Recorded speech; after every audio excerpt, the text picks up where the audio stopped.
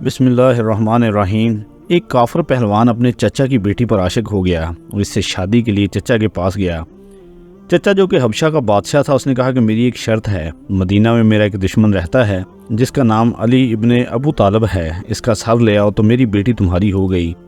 وہ فوراً گھوڑے پر مدینہ روانہ ہوا اور راستے میں اس کو بسم اللہ الرحمن الرحیم۔ ناظرین، حضرت علی رضی اللہ تعالیٰ عنہ اور فتح پہلوان کا واقعہ ایک وقت ایسا بھی آیا تھا کہ حضرت امام علی رضی اللہ تعالیٰ عنہ سے مقابلہ کرنے کے لیے ایک طاقتور پہلوان فتح کو بہت بڑا لالچ دے کر بلایا گیا تھا، جو کہ 400 پہلوانوں جتنی طاقت رکھتا تھا۔ فتح پہلوان کون تھا، اس کو کیا لالچ دیا گیا تھا اور کس نے دیا، اور اس پہلوان سے حضرت علی رضی اللہ تعالیٰ عنہ نے کیسے مقابلہ کیا تھا، یہ پورا واقعہ تفصیل سے ہم آپ کو بتائیں گے۔ تبوک کے قریب ایک قبیلہ آباد تھا۔ اس قبیلے کا ایک سردار تھا جو کہ اس حصے کا بادشاہ بھی تھا اور حضرت امام علی رضی اللہ تعالیٰ عنہ سے بہت بغض رکھتا تھا اور کافر تھا۔ اس نے حضرت علی رضی اللہ تعالیٰ عنہ کو قتل کروانے کے لیے ایک منصوبہ بنایا اور الگ الگ ملکوں سے طاقتور پہلوان بلائے اور ان پہلوانوں کی آپس میں کشتی کروائی۔ 400 پہلوان، ان سبھی کی آپس میں کشتی کروائی۔ 400 میں سے 200 نکلے، پھر ان 200 پہلوانوں کی کشتی کروائی، ان میں سے 100 نکلے، پھر ان 100 پہلوانوں کی آپس میں دوبارہ کشتی کروائی تو ان میں سے 50 نکلے، پھر ان کی کشتی کروائی تو ان میں سے 25 نکلے۔ ایسا کرتے کرتے ان میں سے صرف 2 رہ گئے اور ان دونوں کی آپس میں کشتی کروائی، جن میں سے ایک جیت گیا۔ جو پہلوان جیت چکا تھا اس کا نام فتح تھا، یہ پہلے ان 400 پہلوانوں کو ہرا کر جیت چکا تھا۔ بادشاہ بہت متاثر ہوا اور کچھ دن فتح کو آرام کروایا، پھر اسے بلایا۔ اب اس پہلوان سے کہتا ہے کہ بات سنو، اب میں نے تم پر اتنا خرچہ کیا ہے، اتنے پہلوان منگوائے، اس کی وجہ کیا تھی؟ کیا وجہ تم جانتے ہو؟ پہلوان نے کہا نہیں، میں وجہ نہیں جانتا۔ بادشاہ نے کہا کہ میں اپنے لیے کوئی پہلوان نہیں رکھنا چاہتا، بلکہ میں ایک شخص سے شدید نفرت کرتا ہوں، اس کی پہلوانی بڑی مشہور ہے۔ اب یہ بات قابل غور ہے کہ حضرت علی رضی اللہ تعالیٰ عنہ کا ذکر پہلوانوں میں کیوں کیا گیا۔ اس بادشاہ کے کہنے پر اس کے جو دربار میں تحریر کار ہے، اس نے حضرت امام علی رضی اللہ تعالیٰ عنہ کے بارے میں یہی لکھا تھا کہ وہ بہت بڑے پہلوان ہے، طاقتور ہے، اس لیے بادشاہ نے بھی فتح کو یہی کہا کہ علی ایک پہلوان ہے اور تم اس سے مقابلہ کرو، اس کے ساتھ جنگ کرو، اسے قتل کر کے اس کا سر میرے پاس لے آؤ۔ اگر تو ایسا کرتا ہے تو میں تمہیں اپنی بیٹی کا رشتہ دے دوں گا اور اپنی سلطنت کا آدھا حصہ تمہیں دوں گا اور مجھے فخر ہوگا کہ تم میرا داماد ہے۔ ایک دوسری روایت میں ایسا آتا ہے کہ بادشاہ اس پہلوان کا چچا تھا اور یہ جوان اپنے چچا کی بیٹی پر عاشق ہو گیا۔ جوان اپنے چچا کے پاس گیا اور کہا کہ چچا جان، مجھے آپ کی بیٹی بہت پسند ہے، میں اس کا ہاتھ مانگنے کے لیے آیا ہوں۔ بادشاہ نے کہا کوئی بات نہیں، لیکن اس کا مہر بہت بھاری ہے۔ جوان نے کہا جو کچھ بھی ہو مجھے قبول ہے۔ بادشاہ نے کہا کہ مدینہ شہر میں میرا ایک دشمن ہے، اس کا سر میرے پاس لے آؤ، اس وقت میری بیٹی تمہاری ہو گئی۔ جوان نے کہا چچا جان، آپ کے دشمن کا نام کیا ہے؟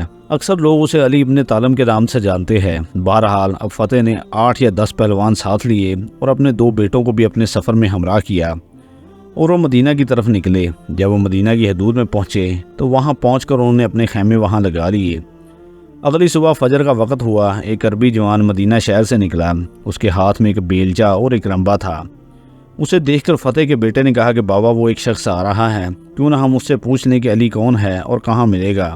انہوں نے اس شخص کو بلایا کہ اے نوجوان ادھر آؤ۔ عربی جوان نے کہا کہ کام آپ کو ہے، آپ آئیں۔ فتح اور اس کا بیٹے چل پڑے۔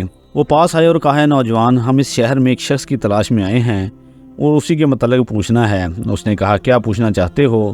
پوچھو۔ فتح کے بیٹے نے پوچھا ہم جس سے ملنا چاہتے ہیں اس کا نام علی ہے۔ عربی جوان نے کہا کیا آپ پہلے اس سے مل چکے ہیں؟ انہوں نے کہا نہیں۔ پھر پوچھا کبھی اس کو دیکھا ہے؟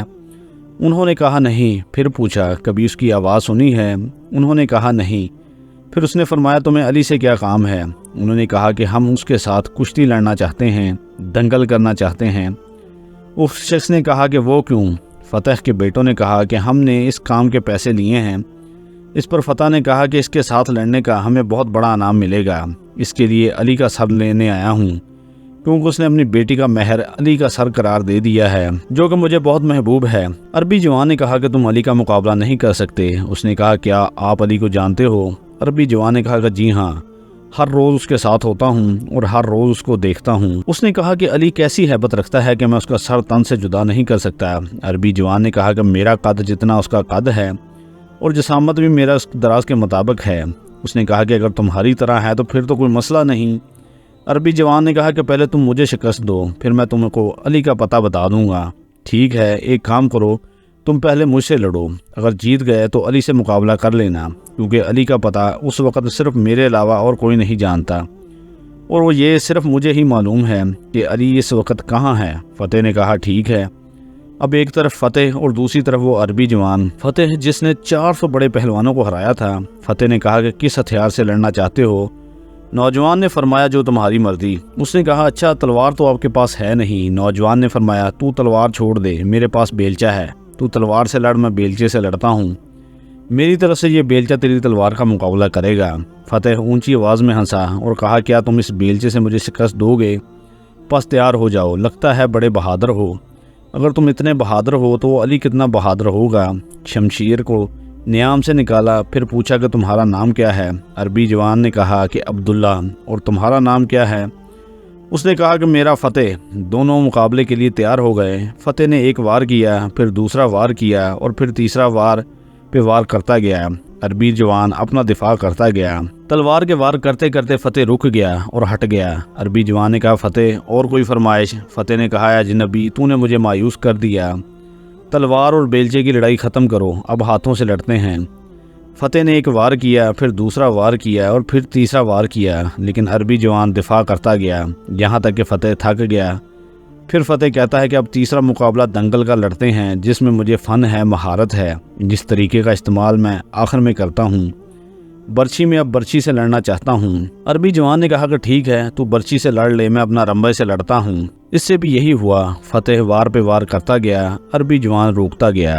اب فتح کہنے لگا میں تھک گیا ہوں، تو نے ایک وار بھی نہیں کیا، اب تو وار کر۔ عربی جوان کے پاس جو رمبا تھا اسے فتح کی طرف گیا اور اشارہ کرتا گیا۔ عربی جوان رمبے کو اوپر کرتا جا رہا تھا، فتح بھی رمبے کے ساتھ ساتھ اوپر چڑھتا جا رہا تھا۔ فتح گھبرا گیا، بیٹے پریشان ہو گئے، نوکر سارے خوف زدہ ہو گئے کہ یہ کیا ماجرا ہے، اگر اس بندے میں یہ کمال ہے تو پھر علی کے کمال کا کیا عالم ہوگا۔ پھر عربی جوان نے فتح کو چشم زدن میں کندھے اور بازوؤں سے پکڑا اور آسمان کی طرف بلند کیا اور زمین پر دے مارا، اور اس کا خنجر اپنے ہاتھ میں لیا اور بلند کیا۔ فتح نے کہا اے اجنبی، میں ہار گیا اور میں اپنی ہار قبول کرتا ہوں، آپ جیت گئے، آپ کی فتح ہو گئی، لیکن اب مجھے چھوڑ دیں اور میری بات سنیں۔ عربی جوان نے اپنا رمبا اور بیلچہ ایک جانب رکھا اور کہا کہ ہاں اب بتاؤ فتح کیا کہنا چاہتے ہو؟ فتح نے کہا اے اجنبی، جس معاملے کے لیے میں آیا تھا وہ تو پورا نہیں ہونے والا، اب تم مجھے بتا دے کہ تم کون ہو۔ عربی جوان نے کہا جس علی کو تم ڈھونڈ رہے ہو میں ہی علی ابن ابی طالب ہوں۔ جیسے ہی میں نے یہ سنا رونے لگ گیا، ڈر گیا، خوف زدہ ہو گیا۔ حضرت علی رضی اللہ تعالیٰ عنہ نے پوچھا فتح رو کیوں رہے ہو؟ اس نے کہا کہ میں بڑی امید لے کر آیا تھا کہ بہت بڑا انعام ملے گا اور جس عورت سے مجھے محبت ہے وہ عورت ملے گی۔ حضرت علی رضی اللہ تعالیٰ عنہ نے فرمایا اے پہلوان، اگر میری وجہ سے خدا کے بندوں میں سے کسی کا دل شاد ہوتا ہے تو میں حاضر ہوں۔ فتح نے کہا اے علی ابن ابی طالب، بات اگر صرف انعام کی ہوتی تو میں آپ سے مانگ لیتا، مگر بات اصل میں آپ کے سر کی ہے۔ حضرت علی نے فرمایا تو کیا ہوا، گردن کی تو بات ہے جو علی کے پاس ہے، لے اپنی تلوار نکال اور علی کی گردن لے جا اور اپنے مقصد کو پورا کر۔ فتح نے کہا اے علی، اتنی مدت کے بعد، اتنے عرصے کے بعد بھی کوئی رہبر ملا، کوئی رہنما ملا، کوئی قائد ملا اور میں ایک عورت کی خاطر اس کی گردن اتار دوں، یہ نہیں ہو سکتا۔ یا علی، آیا تو آپ کو قتل کرنے تھا، آیا تو آپ کو ہرانے تھا، لیکن میں تو خود قتل ہو گیا ہوں، خود ہار گیا ہوں، آپ مجھے کلمہ پڑھائیں، میں مسلمان ہونا چاہتا ہوں۔ حضرت علی رضی اللہ تعالیٰ عنہ نے کلمہ پڑھایا اور فرمایا پہلے تیرا نام فتح تھا، اب کیا رکھوں؟ علی نے کہا کہ جو منظور نظر ہو وہ نام رکھ دو۔ حضرت علی مسکرائے اور فرمایا پہلے تو فتح تھا، آج سے تیرا نام کمبر ہے، آج سے میں تمہارا نام کمبر رکھتا ہوں، اور تاریخ گواہ ہے تب سے لے کر آخر تک کمبر آپ رضی اللہ تعالیٰ عنہ کا دامن نہیں چھوڑا اور آپ کا غلام بن کر رہا۔